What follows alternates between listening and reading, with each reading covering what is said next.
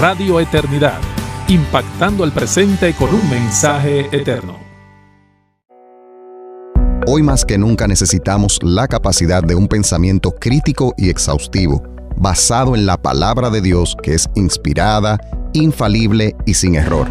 No podemos vivir correctamente sin una cosmovisión correcta. Pensemos bíblicamente, el podcast con el pastor Sugel Michelén. ¿Posee el hombre libre albedrío? Esa es una muy buena pregunta.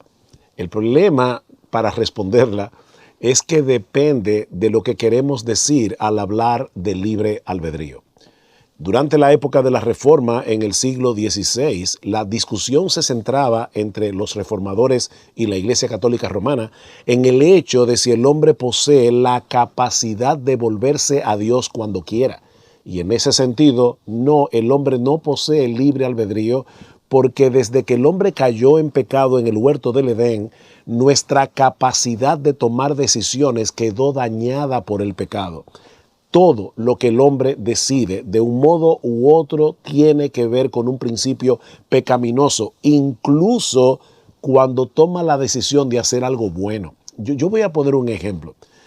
Un padre responsable que cría a sus hijos con cuidado, que provee para su familia, bueno, es bueno que lo haga relativamente.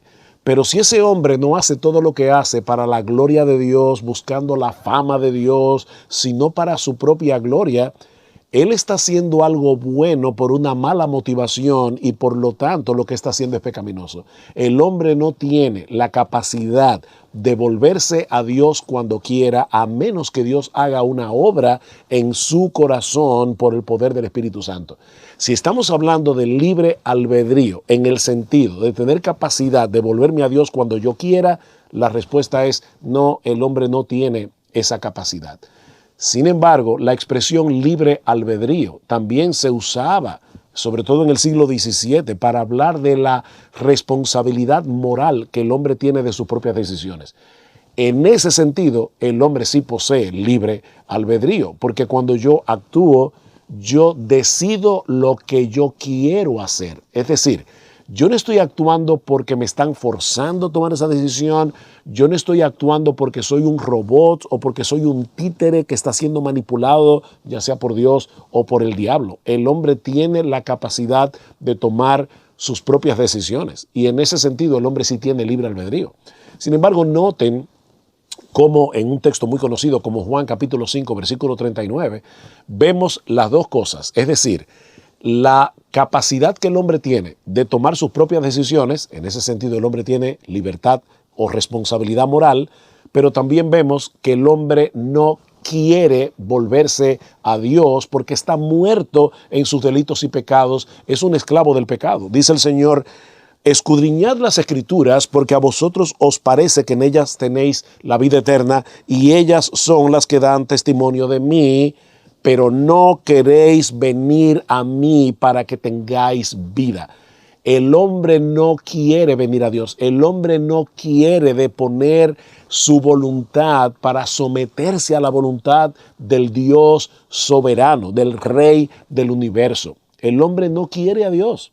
Entonces, en ese sentido, el hombre tiene responsabilidad moral, pero no tiene verdadera libertad.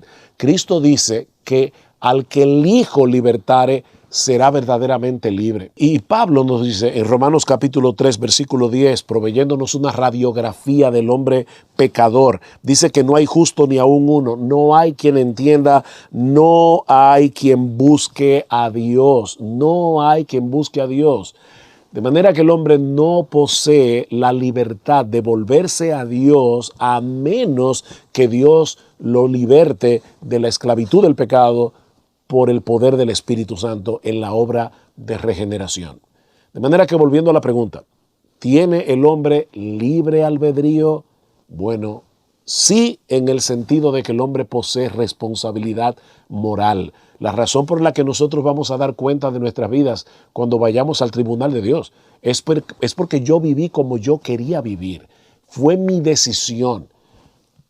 Pero si de lo que estamos hablando es si el hombre tiene capacidad de volverse a Dios cuando quiera, la respuesta es No, el hombre es un esclavo del pecado y necesita que Dios lo liberte de esa esclavitud para que por primera vez en su vida el hombre pueda actuar como un ser verdaderamente libre. No lo olvides, al que el Hijo libertare será verdaderamente libre. Y el primer acto libre que toma un hombre que ha sido libertado por Dios es volverse a Cristo en arrepentimiento y fe.